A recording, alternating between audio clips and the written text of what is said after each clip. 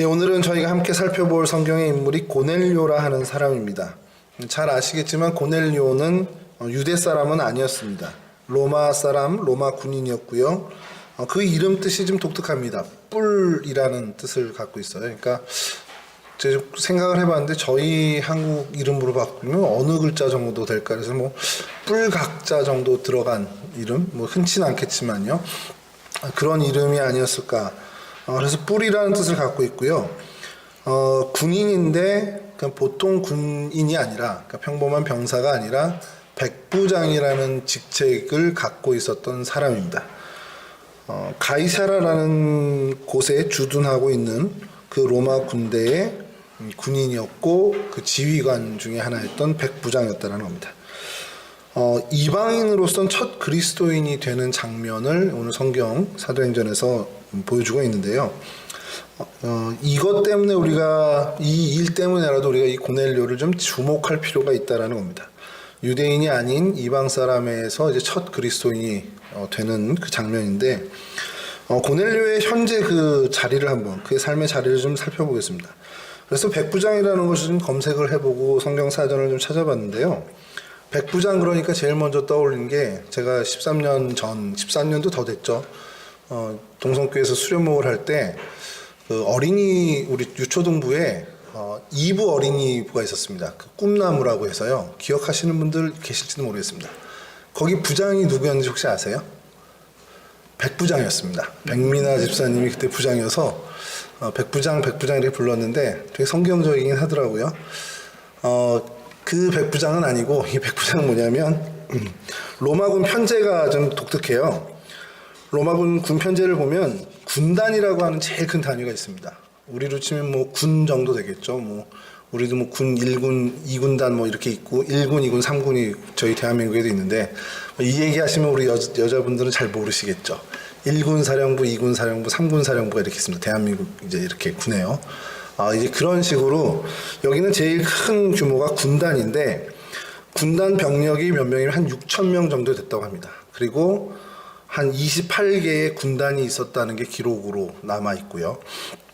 이 군단이 6천 명인데 이 6천 명을 10개 단위로 대대로 나눕니다. 그래서 600명씩 한 대대, 10개의 대대가 한 군단을 이루게 되는데 또 각 대대를 6으로 나눠서 100명씩 나눠서 6개 대대, 6개 대대가 하나의 대대가 되고 그게 또 이제 군단이 되고 이렇게 가는데 그 최소 단위였던 그 대대를 100명씩 나눈 대대를 쪼갠 걸 백인대, 그러니까 100명의 대대라고 해서 백인대라는 칭호를 썼다라는 겁니다.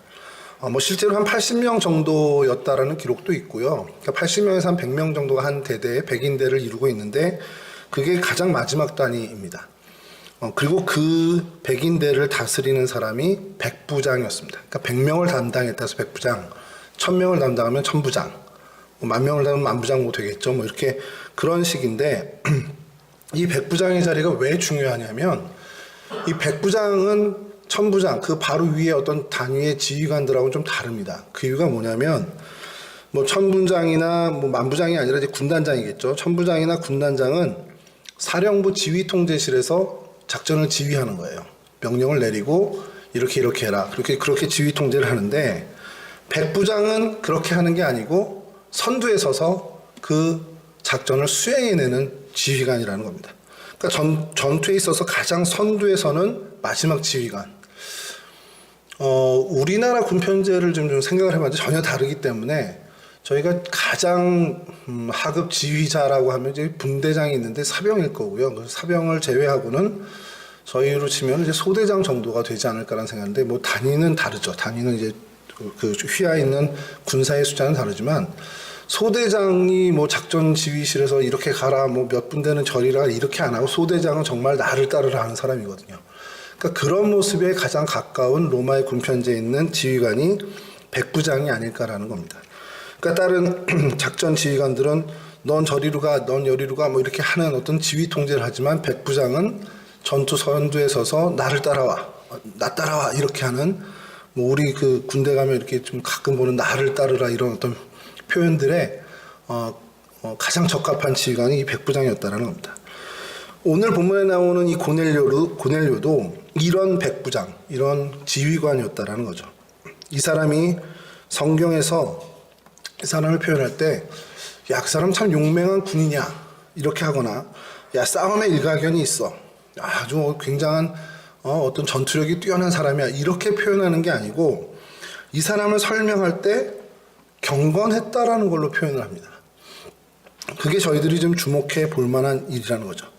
2절에 이렇죠. 그가 경건하여.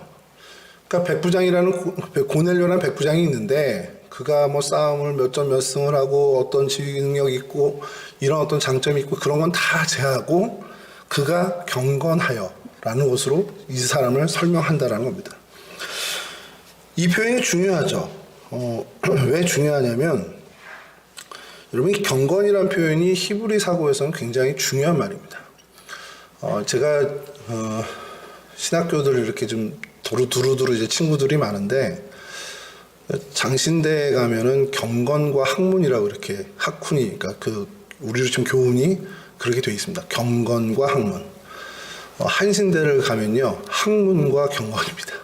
뭐 엎어치나 매치나인데 똑같은데 우리는 더 아카데믹하다 뭐 이런 얘기를 하는 걸 수도 있겠죠.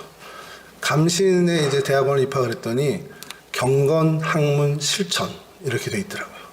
우린 더 한 걸음 나가서 실천하겠다 뭐 이렇게 그런 건지 모르겠는데, 침시는 못 가봐서 잘 모르겠습니다만 그 새 학교를 이렇게 보면서 경건, 학문, 뭐 실천인데 이 경건은 빠지지가 않습니다.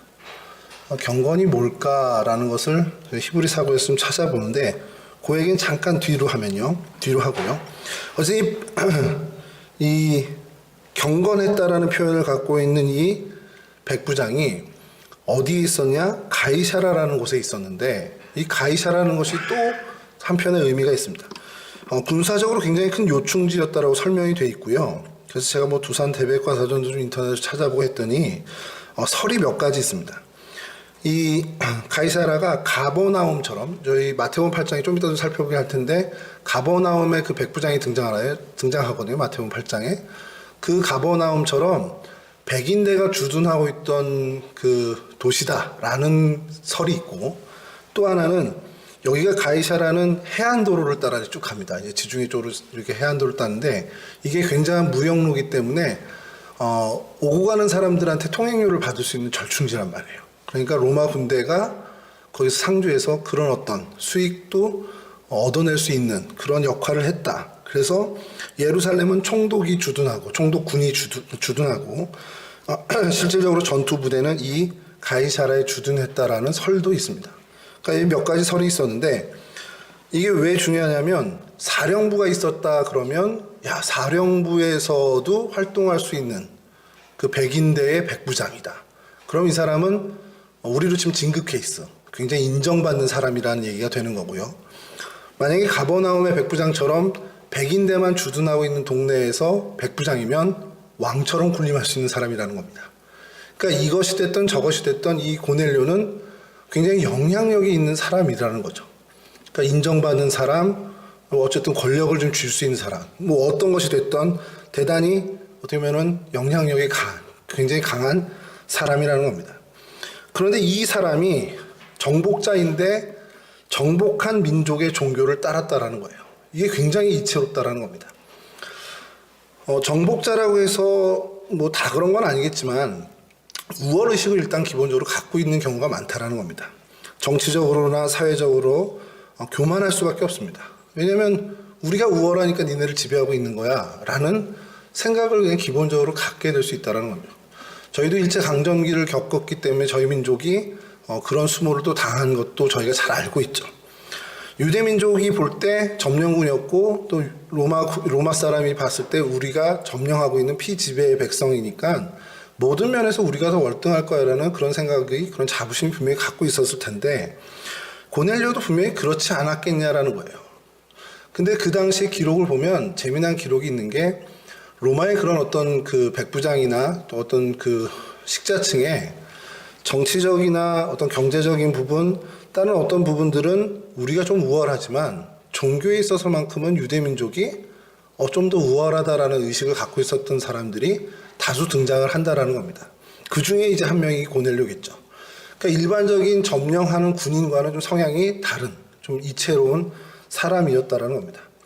아마 그런 생각이 아닐까라는 생각이 들어요. 뭐 지식면이든 경제나 정치, 수완 어떤 면에서든 다 우리가 우월한데 종교적인 도덕적인 이 부분에 대해선 이 유대인 민족이 좀 탁월하다 이런 생각을 갖고 접근을 하고 그러다 보니까 종교만큼은 이 신을 섬기는 이 부분만큼은 유대교 이 사람들이 우리보다 나을 수 있겠구나라는 생각으로 그 유대교에 귀의를 한 것 아니겠냐라는 거죠. 이 굉장히 어떻게 보면 로마 사람들 사이에서는 이 사람이 되게 좀 뭐 배신자 뭐 이런 건 아니더라도 좀 어쨌든 간에 좀 경원할 수 있는 어떤 성향이 될 수 있는데 그런 사람이 오늘 이곳에 등장하는 것 그리고 그런 사람이 유대교인인데 첫 번째 개종자가 된다라는 것. 이게 무슨 말씀이냐면 오늘 본문에서 고넬료가 유대교인이잖아요. 이렇게 되면요. 근데 왜 이방의 첫 열매입니까? 라고 얘기를 하면은 좀 의아할 수도 있는데 유대교에서 오늘 베드로를 만나서 우리로 치면 그리스도교, 기독교로 개종을 하는 사건입니다. 이게 조금 설명이 좀 부족해서 그냥 이렇게 빤히 쳐다보고 계시는데 하나님을 믿는데 이 사람은 예수 그리스도는 모르는 거예요. 유대교의 하나님, 여호와 하나님은 알지만 예수 그리스도는 모르는 상태입니다. 그러니까 유대교인입니다. 로마인이지만 유대교인이고 이제 베드로를 만나고 오늘 본문 이후의 사건을 통해서 이 온 가족이 기독교인, 크리스찬, 그리스도인으로 변화되는 거죠. 그렇게 개종이 되는 사건입니다. 당시의 기록을 좀 찾아보면요. 훌륭한 로마의 군인이나 정치가들 중에 정치적으로는 로마가 우위에 있지만 그리고 또 철학적으로는 그 헬레니즘이 우위에 있지만 종교적으로는 히브리 종교가 제일이다라고 생각하는 부류들이 다수 있었다라는 기록이 있답니다. 그래서 종교적으로 이스라엘 사람들을 따르는 그런 로마인 외에도 다른 이방인들이 좀 있었다라는 것이죠. 그리고 그런 유대교에 귀한 사람들 중에 오늘 고넬료가 특별히 그리스도인으로 변화되는 그 과정. 근데 그 토대가 된 것이 그를 설명하는 표현 중에 경건했다라는 것. 이것이 굉장히 중요한 단초가 된다라는 겁니다. 경건이라는 이 단어가요, 히브리 사상에 있어서 굉장히 중요한 건데, 오늘 우리말의 경건과는 좀 많이 다릅니다. 그러니까 뉘앙스가 좀 다를 수밖에 없는 게, 이거는 총체적인 어떤 의미를 갖고 있다라는 단어로, 우리말로는 정확히 설명하기가 어렵다라는 겁니다. 그러니까 어떤 한 단어로 설명하기가 어렵다라는 거죠. 유대인이나 우리나 뭐 어쨌든 하나님을 우리가 이야기할 때 뭐 많은 표현을 쓰잖아요. 뭐 전지전능하신 분이다, 뭐 창조주다, 뭐 여러 가지인데 우리가 거룩하신 분이다라는 단어를 쓰는 것이 굉장히 많습니다. 거룩한이라는 단어를 쓰는데 이건 뭐 전능하시고 초월하시고 지혜로우시고 뭐 능력이 많으시고 또 심판자시고 이런 모든 것들을 다 어떻게 보면 아우를 수 있는 한마디라고 할 수 있는 것이라는 거죠. 그러니까 우리와는 다른 그 존재 자체가 다른 그런 거룩한 분이라는 것. 그러니까 우리가 하나님을 바랄 때 전능하신 하나님, 능력이 많으신 하나님이라고 하지만 가장 핵심적인 단어는 거룩하신 하나님. 물론 하나님의 본성을 얘기할 땐 좀 다르지만 하나님이 드러내준 속성을 말씀하실 때는 우리가 거룩하신 하나님이라는 표현을 많이 쓸 수밖에 없다는 겁니다. 그 거룩이라는 것. 이게 우리가 하나님을 신앙하고 하나님을 믿을 때 쓸 수 있는 하나님을 우리가 이렇게 모십니다라는 것을 표현할 수 있는 가장 좋은 단어가 거룩하신 하나님을 모신다라는 겁니다. 그러니까 하나님과 우리는 다르고 우리가 하나님을 사랑하고 하나님을 믿고 섬기는 것 그 통칭에 거룩하신 하나님이라는 표현을 담아내는 것과 마찬가지로 이 경건이 그런 어떤 총괄적인 의미를 갖고 있다는 거죠. 그러니까 하나님을 섬기는 우리 인간의 신앙 자세, 그러니까 뭐 믿음, 소망, 사랑 다 할 것 없이 우리가 하나님을 섬기는 바른 자세를 딱 한마디로 히브리 사람들이 표현해라 그러면 이 거룩한 하나님을 모시는 우리의 자세는 경건이라고 표현을 한다라는 겁니다. 그러니까 초월하시고 전능하시고 뭐 이런 모든 걸 통합한 그 거룩하신 하나님을 우리 그 차원이 다른 존재가 다른 우리가 신앙하고 믿고 따르고 순종하고 기도하고 찬양하는 이 모든 걸 다 합한 그 신앙의 자세를 표현할 때 경건을 다한다라는 표현을 쓴다라는 거죠. 그러니까 성경에서 우리가 읽다가 이 사람이 경건하다 하면 이 사람은 하나님을 바르게 섬기고 있는 모든 그런 행동들 다 통합한 그 경건으로 하나님을 따르고 있구나라고 생각을 하면은 오히려 더 맞는 의미가 맞다라는 겁니다. 그래서 하나님을 향한 신앙 행위. 근데 이 신앙 행위가 뭐냐? 하나님을 섬기는 신앙 행위가 뭐냐? 그러면 오늘 우리가 생각하는 것처럼 예배하고 기도하고 말씀 읽고 그거로 끝나는 게 아니라 삶에서 하나님과 함께 동행하는 걸 얘기하기 때문에 내 생활의 모든 모습까지도 하나님을 신앙하는 신앙의 자세로 살아가는 것을 의미한다는 겁니다. 제가 이 말주변이 참 없어서 이게 설명을 참 해야 되는데 마음은 급하고, 그러니까 성경 공부 잘하고 뭐 예배 생활 잘하고 말씀 많이 읽고 기도 열심히 하고 하는 그거 플러스 가정에서든 직장에서든 내 동네에서든 살아가는 그 모든 순간에 그 삶이 하나님과 함께하는, 그러니까 하나님을 섬기는 신앙의 행위로 이어져야 된다는 거죠. 그걸 포괄할 때 그것을 경건한 사람, 저 사람은 경건해라는 게 된다는 거죠. 근데 이 한국말로는 가슴에 이렇게 성경 딱 끼고 이렇게 거룩하게 이렇게 목소리 내면서 걸어갈 때 저 사람 경건해라고 하는 경우가 더 많다라는 겁니다. 아닌가요? 저만 그렇게 생각을 하는지. 근데 그 외형적인 게 아니라 교회든 바뀌든 동일하게 늘 하나님을 섬기고 있구나라는 것을 통칭할 때 경건이라는 단어를 히브리 사람들은 썼다라는 거죠.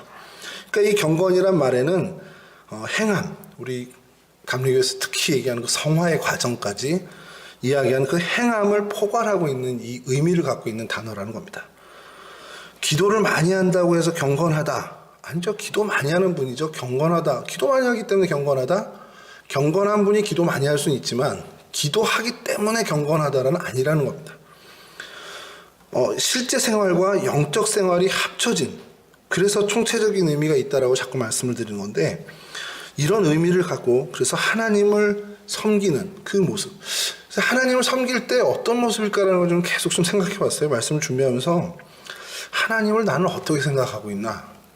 친근한 아버지처럼 생각할 수도 있겠지만 경건이라는 이 단어를 떠올리면서 하나님을 생각하면 조금은 그 안에 두려움이 좀 있지 않을까라는 생각을 합니다. 그래서 하나님을 경외하고 하나님을 두려워하는 그런 걸 좀 생각하는데, 하나님 앞에 서 있다. 그러니까 내 바로 앞에 지금 하나님이 계시다라는 그 떨림으로 살아간다는 거죠.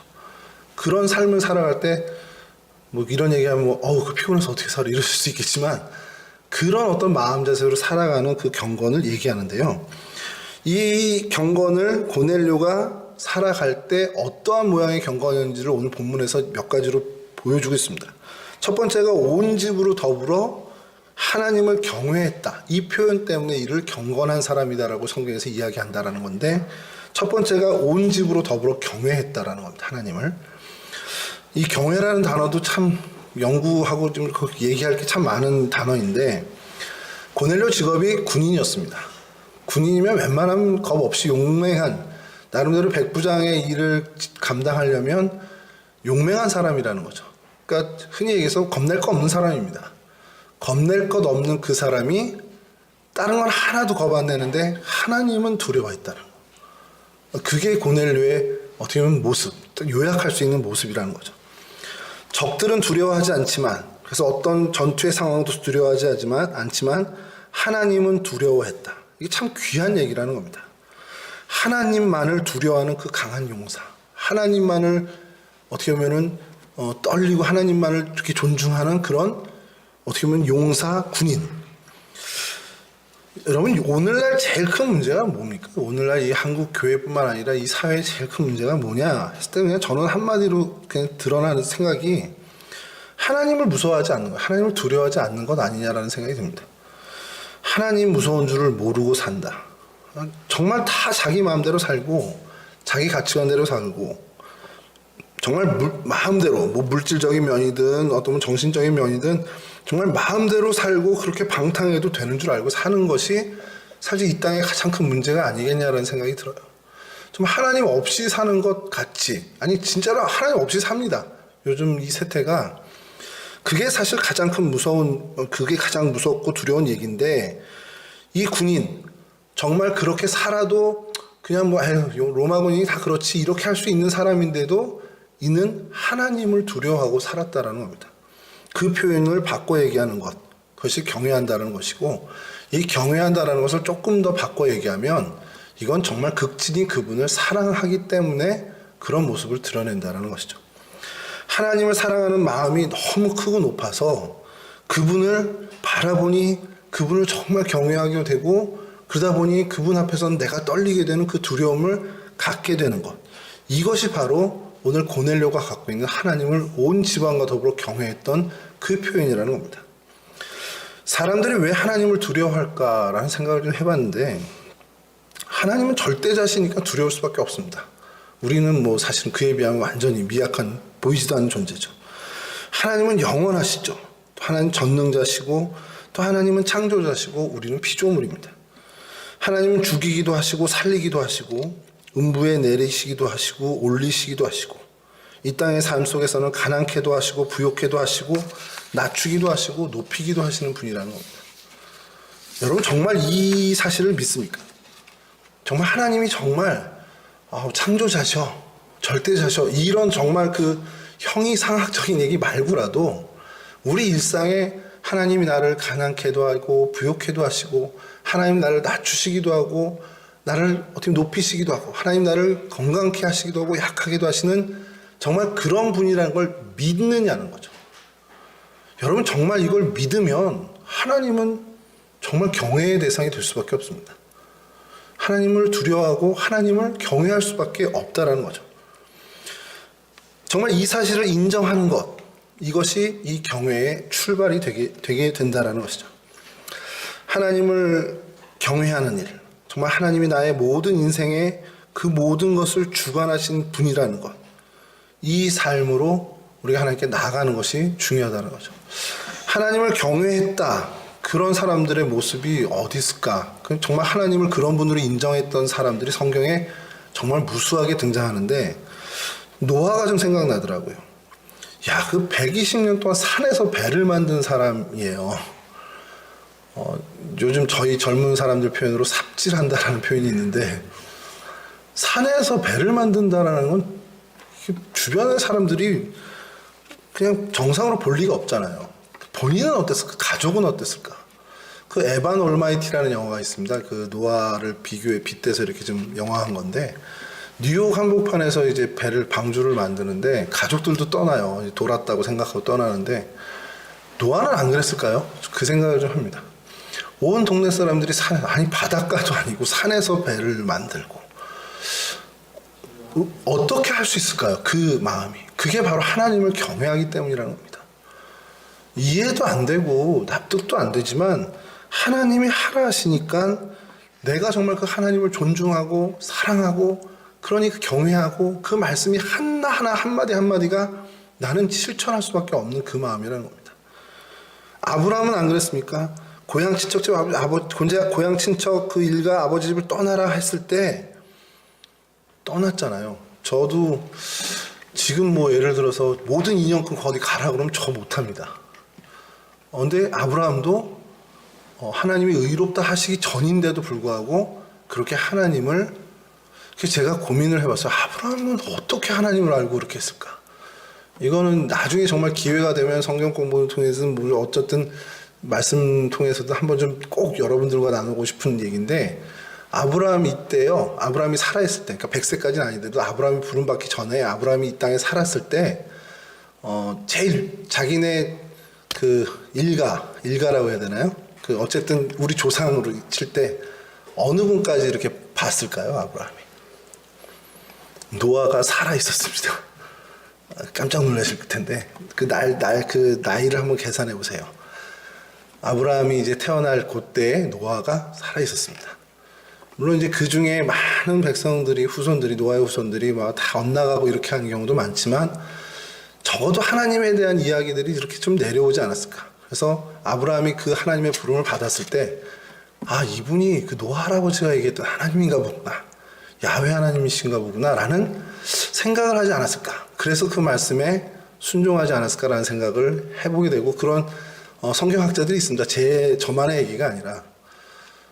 여하튼 그렇게 했고, 이제 하나님과 교제하고 하나님에 대해서 확신을 얻었을 때 하나님이 뭐라 또 명하십니까? 이삭을 바치라 그러죠. 죽었다 깨나도 저는 할 수 없는 하나님의 명령입니다. 지킬 수 없는. 신용도 못할 것 같아요. 근데 아브라함은 저희와는 달라서 그 일을 정말 실행에 옮깁니다. 그리고 하나님이 극적으로 막으시죠. 그 가능했던 일도 하나님을 철저하게 경외하고 그 하나님을 경외하는 것이 결국 하나님의 기쁨을 위해서 하나님의 요구사항을 들어드리는 것임을 알았기 때문에 이 아브라함도 그렇게 순종의 삶을 살 수 있었다는 것이죠. 오늘 2절 말씀을 한번 좀 다시 좀 볼게요. 2절의 중간 부분인데요. 함께 같이 읽어보시죠. 온 집으로 더불어 하나님을 경외하며.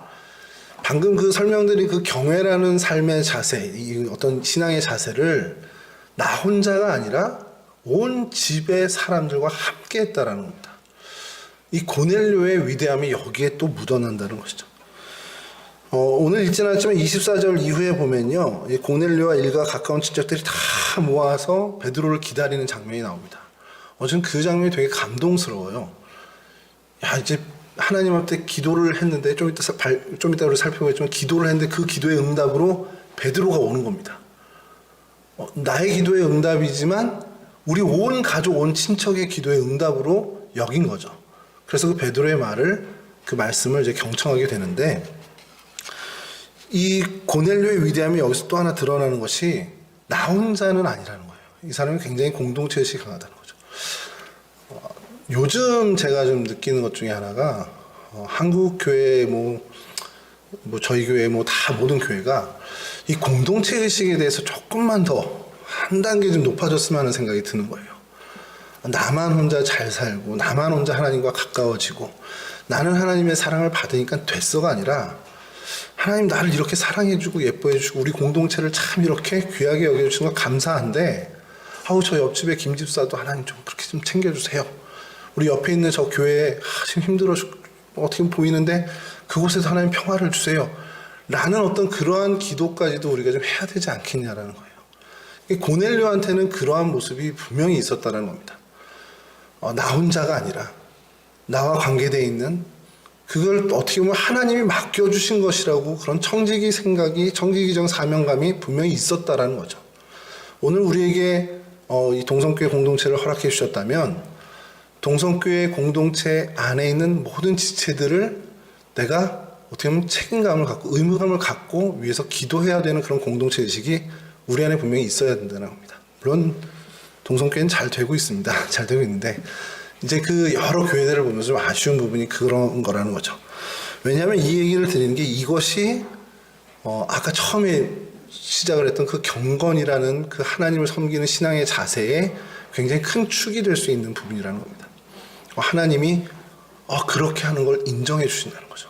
그렇게 신앙생활 하는 거 내가 기뻐해 라고 하나님이 칭찬해 주시고 인정해 주시는 부분이라는 겁니다. 고넬료가 이방인 중에 첫 그리스도인이 되는 그 선택을 받은 이유 중에 하나가 이러한 하나님께 기쁨을, 이러한 모습으로 하나님께 기쁨을 드렸다라는 것으로 저희가 감히 얘기를 할 수 있다는 것이죠. 거기에 플러스 이 경건이라는 것에 이어지는 건데요. 백성을 많이 구제했다라는 증언이 나옵니다. 군인은 기본적으로 싸우는 사람입니다. 싸우는 사람인데 이런 긍휼을 갖고 많은 사람들을 구제했다. 되게 좀 모순적인 모습이라고 생각할 수 있지만 또 한편으로는 인정이 되는 게 그렇기 때문에 그 긍휼의 어떤 부분들이 많이 있었겠구나라는 생각이 드는 거죠. 이 비슷한 얘기 아까 말씀드린 것처럼 마태복음 8장에 나오는데 여긴 가버나움에 있던 백부장이에요. 자기의 종입니다. 자기의 노예가 아픈데 주님께 간구하죠. 그래서 주님이 가자 그랬더니 주님 아시잖아요. 내 밑에도 사람이 있고 내 위에도 사람이 있는데 가라 하면 가고 오라 하면 옵니다. 말씀하셔도 됩니다라고 그 엄청난 믿음을 보여줬고 주님께서 엄청난 칭찬을 하셨죠. 내가 이런 믿음을 본 적이 없다라는 칭찬으로 주님께서 이야기했죠. 마태복음 8장 10절인데요.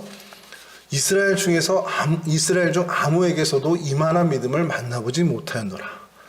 여러분 이게 어마어마한 칭찬 아닙니까? 근데 이게 하나님의 백성이 아니라 어떻게 보면 이방인이었다라는 거죠. 이런 어떤 모습이 고넬료에게서도 이어진다라는 겁니다. 오늘 고넬료 역시 백성들을 많이 구제했다는 거예요. 이스라엘 사람들, 그게 이스라엘 사람이 아니었어도 그랬을 것 같아요. 주변의 사람들을 긍휼히 여기고 그들을 불쌍히 여겼다는 겁니다. 하나님을 경외하고 하나님과 가까이 가다 보면 하나님이 좋아하는 건 나도 좋아하게 되고 하나님이 꺼리는 건 나도 꺼리게 된다는 거예요.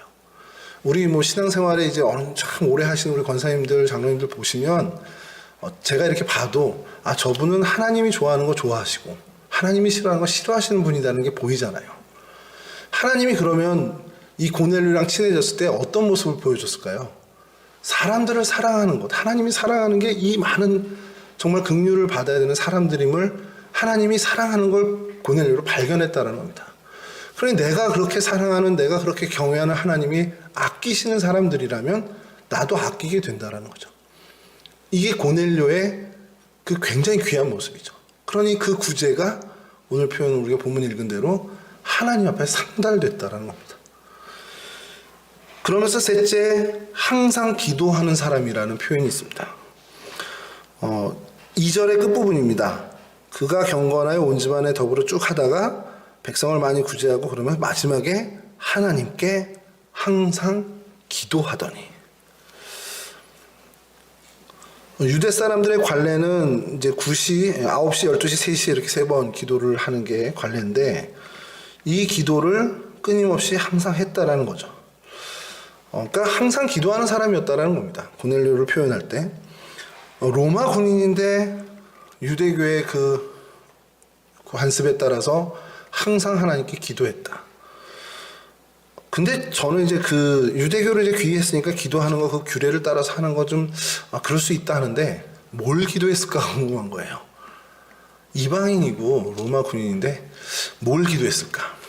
그냥 엉뚱한 생각입니다. 여기서부터는 잠깐 제가 엉뚱한 생각한 게 이스라엘을 이렇게 잘 점령했잖아요. 그 상황에서 계속 잘 점령하게 해주세요 기도했을까요? 그러면 좀 그걸 하나님의 마음과는 좀 어긋날 것 같은데 그러면 이스라엘 독립을 위해서 이분이 기도했을까요? 그건 또 당신의 신분에 따라서 그거는 해서는 안 될 기도일 수도 있고요. 도대체 이 사람은 뭘 기도했을까? 그럼 뭐 그런 정치적인 어떤 상황들을 다 빼고 나 출세하게 해주세요. 나 돈 많이 벌게 해주세요. 이 기도했을까? 근데 그건 아닌 것 같아요. 그거는 뭐 제가 엉뚱한 상상을 해도 그 기도는 아니었을 것 같습니다. 그래서 성경을 계속 보다가 도대체 무슨 기도를 했을까라고 고민하고 있는데 번뜩 생각이 드는 게 오늘 본문이 좀 길었잖아요. 왜 길게 읽었냐면 하나님이 그 기도가 상달됐다고 그러셨잖아요. 구제와 기도가 상달됐다고. 그러면서 한 게 뭐냐면 욥바의 사람 보내서 베드로 불러라. 그러면 이런 거 구한 거 아니야라는 생각을 한 겁니다. 이 고넬료가 항상 기도하는데 그 기도의 내용이 뭐냐? 베드로 같은 사람을 보내서 내가 하나님을 더 알았으면 좋겠다라는 그런 기도 아니었겠냐라는 거예요. 왜냐하면 그 기도가 상달됐고 하나님이 응답해 주신 게 야 가서 베드로 불러와. 이거라면 그걸 기도했다라는 거죠. 하나님 내가 지금 하나님을 섬기고 그래서 유대교에 귀의했지만 그래서 하나님을 섬긴다고 하는데 모르는 게 너무 많습니다.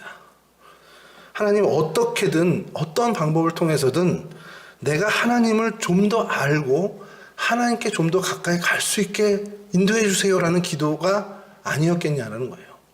그리고 그 기도에 대한 응답으로 하나님이 베드로를 보내서 예수 그리스도를 알게 했다라는 겁니다. 성령을 알게 하고. 그래서 그가 유대교에서 그리스도 예수의 보혈을 통한 구원의 길을 찾게 하나님께서 하셨다라는 것이죠. 엉뚱한 상상에서 시작됐지만 틀리지 않았다고 생각이 좀 들어요. 그래 유대교로는 구원을 못 받는데 이 고넬료라는 사람을 하나님이 참 아끼셔서 결국 십자가 구원의 길을 하나님께서 이제 그에게 베풀어 주셨구나. 그를 정말 구원의 길로 접어들게 하셨구나. 그게 그가 기도했던 기도의 응답이구나라는 것을 보게 됐다라는 겁니다. 세속적인 욕망을 채우기 위한 기도가 분명히 아니었다라는 것. 내가 지금 경건하게 살고자 애쓰고 있는데 좀 더 경건하게, 좀 더 하나님 마음에 합당하게 살도록 도와주십시오. 그러기 위해서 하나님을 더 알아야겠습니다. 어떤 방법을 통해서든 하나님 나를 인도해 주십시오. 라는 그 기도. 그리고 천사가 와서 4절에 이릅니다. 내 기도와 구제가 하나님 앞에 상달되어 기억하신 바가 되었으니. 그러면서 5절에 그 응답을 구체적으로 네가 지금 사람들을 요바에 보내어 베드로라 하는 시몬을 청하라. 이게 하나님의 응답이었습니다. 여러분, 오래 기도했다고 그게 기도다. 한때는 이제 그런 유행이 있었죠. 고행을 하면서 하는 기도여야 된다. 내가 고난을 당해야 되고, 내가 고통을 당해야 되고, 그래서 금식 기도도 하고, 또 어떻게 보면 철야 기도도 하고, 막 몸을 괴롭혀가면서 기도도 하고, 물론 그게 나쁘다는 건 아니지만, 그건 그렇게 해야 하나님이 들으신다? 그거는 아닌 건 우리 이제 다 알잖아요. 하나님과의 관계, 정말 기도는 다른 게 문제가 아니라 하나님이 들으셔야 기도라는 겁니다. 이게 되게 엉뚱한 얘기라고 생각하실지 모르겠지만, 제가 기도의 모습을 가지고 막 기도를 합니다. 근데 하나님이 안 들으셨다 그러면 저는 모양은 기도를 하는 거지만 그건 기도가 성립이 안 되는 거예요. 기도는 하나님과의 대화이기 때문에 내 말을, 내 기도를, 내 표현을 하나님이 들으셔야 그게 기도가 되는 겁니다. 너무 이상한 표정들을 저를 쳐다보시는데, 그러니까 기도라는 게 성립이 되려면 기도는 하나님과의 관계, 하나님과의 대화이기 때문에 내가 일방적으로 얘기하는 건 그냥 어떻게 보면 읊조림일 뿐이지 기도가 될 수 없다는 겁니다. 하나님이 들으셔야 그것이 기도가 된다는 거죠. 그럼 여러분, 고넬료의 기도는 사람 앞에서 기도하는 척한 기도, 기도의 모양을 한 게 아니고 하나님이 들으신, 성경 표현대로 하나님께 상달됐다는, 정말 하나님이 들으신 진짜 기도였다는 거죠. 여러분, 이 점을 우리가 좀 더 집중했으면 좋겠어요. 하나님께서 들으시는 기도, 하나님께서 중요하게 인정해 주시는 그 기도, 그런 기도와 그런 구제. 예수님께서도 늘 기도에 대해서 얘기하실 때 그렇게 하죠. 구제에 대해서도 말씀 많이 하시는데, 골방에 가서라도 드러난 데가 아니라 정말 기도는 하나님이 들으시게끔, 내 하나님께서 들으시도록 하라라는 겁니다. 근데 제가 여기서 좀 말씀을 연관 짓는 건, 내가 그냥 내 어떤 하소연하고 내가 원하는 걸 얘기한다고 그게 기도가 아니라는 것을 다시 한번 말씀드리는 게, 하나님이 들으셔야 기도면, 하나님 나 이거 갖고 싶어요, 나 이렇게 해주세요, 나 이거 하나님 이렇게 이 자리를 가지고 가고 싶어요 라는 기도가, 물론 이제 하나님이 들으시긴 하겠지만 하나님과의 관계가 되는 기도가 아닐 수 있다는 거죠. 그러면 저희는 뭘 기도해야 되냐? 하나님이 구하길 원하는 것, 하나님이 기뻐하실 만한 간구들, 이거를 우리가 기도해야 된다는 거죠. 그게 고넬료가 잘했다는 겁니다. 왜냐하면 항상 기도하던 사람이다 보니까 하나님과의 관계가 깊어지고, 그러다 보니까 하나님이 애처롭게 여기는 것 나도 애처롭게 여기게 되고, 하나님이 아끼시는 것 나도 아끼게 되고, 하나님이 불쌍히 여기는 것 나도 불쌍히 여기게 되다 보니까 주변에 많은 사람들을 구제할 수밖에 없었던 거예요. 구제가 이렇게 돈 몇 푼 주고 이런 게 아닙니다. 정말 그들을 사랑했다라는 표현이에요. 그럼 여러분, 받고 나서 오늘로 와서 내가 하나님께 열심히 기도했더니 하나님의 마음을 품게 돼요. 하나님과 이렇게 계속 소통하다 보니까. 근데 하나님이 저 김 집사를 너무 사랑해. 나도 사랑해야 된다라는 겁니다. 하나님이 가우진 목사를 이뻐해. 여러분들도 기도하다 보면 가우진 목사를 이뻐해야 된다는 거죠. 아멘 하셔도 됩니다. 그거를 얘기하고 싶은 거예요. 하나님이 원하는 거, 하나님이 기뻐하는 걸 나도 원하게 되고 나도 기뻐하게 되는구나라는 것, 그게 진짜 우리가 기도라는 거죠. 어떤 기도를 해야 하나님이 들으신다, 이거 잘 모르겠습니다. 모르지만 하다 보면 그게 올바른 기도였다면 하나님의 마음을 내가 품게 되더라는 거, 그게 되게 중요하다는 겁니다. 아이들을 막 혼낼 상황이어서 막 분이 차도 한 번 내가 기도하고 한 번 더 하나님을 생각했을 때 딱 마주치니까 세상에 그렇게 막 이렇게 한 대 쳐야 되는 그런 상황임에도 한번 안아주게 되더라는 거. 그런 어떤 소소한 우리의 간증들이 우리의 일상에서 펼쳐져야 된다는 거죠. 저 녀석이 나한테 그런 얘기를 해? 막 분이 나서 막 끓다가도 한 번 잠시 하나님을 생각하고 하나님의 마음을 품었을 때, 그리고 그를 봤을 때, 상처가 많아서 저러는구나 라고 한번 토닥여 줄 수 있는 그런 일들이 우리 가운데 풍성해져야 된다는 겁니다. 내가 어떤 기도를 해야 하나님이 들으시는 상달되는 기도일까라는 거는 사실 고민해도 못 찾아요. 하다 보면 하나님과 가까워지면 내가 하나님의 마음을 품게 되면 내가 하나님께 상달된 기도를 드리고 있었구나라는 것으로 검증하면 되는 겁니다. 말씀을 마치겠습니다. 고넬료를 보면서 제가 희망을 얻은 것이 고넬료가 이방인이었잖아요. 저희도 이방인입니다. 제가 어릴 때 되게 큰 착각을 한 게 뭐냐면 성경을 막 이제 선생님이 알려주고 저도 읽고 그러면 제가 유대인인 것처럼 읽었어요. 성경을 계속. 아유 그래 어떻게 이방인들이 뭐 근데 가만히 생각해보니까 성경의 기준에 저는 이방인인 겁니다. 그런 다음부터 성경을 읽을 때 어떤 생각이 드냐면 이방으로 이렇게 복음이 전해지지 않았으면 나는 그냥 아무것도 못하는 사람이었구나. 나 끝나는 인생이었구나. 이런 겁이 확 나더라고요. 그러니 이방인에게 복음을 전한 많은 사도들 우리 베드로뿐만 아니라 그 이외에 사도 바울이나 이런 분들이 막 고마워지는 거고 선교사님들이 고마워지는 거고 또 저한테 복음을 들려준 제 주변에 많은 사람들 저희 친척들 저희 어머니 고마워지는 거죠. 그러면서 고넬료를 보면서 당신이 시작이었군 그런 생각을 하게 됩니다. 복음이 이렇게 퍼져나가는 것처럼 하나님의 마음을 품은 사람들이 퍼져나가고 그래서 그 사람들로 인해서 이 땅이 좀 더 하나님의 마음에 가까운 나라로 그러니까 아까 처음에 말씀드린 것처럼 좀 하나님을 두려워하고 하나님을 경외하는 그런 분위기로 어떤 그런 사회적인 어떤 모습들까지도 좀 나가야 되지 않겠냐라는 것. 그리고 그 중심에 그 일에 저희들이 하나님으로부터 부름받았다는 사실을 저희가 놓치지 않고 가정에서나 일터에서나 우리의 삶의 자리에서 고넬료처럼 하나님 앞에 늘 기도하며 그 기도가 상달되어서 하나님의 마음을 품고 그래서 구제를 통해서 그가 보여줬던 것처럼 우리는 사랑을 통해서 우리 주변의 생명들을 지금 섬겨나가는 그런 모습들이 가득하기를 주님의 이름으로 간절히 축원합니다. 우리 찬송가 288장 함께 하시고요. 주님의 기도로 우리 마치도록 하겠습니다.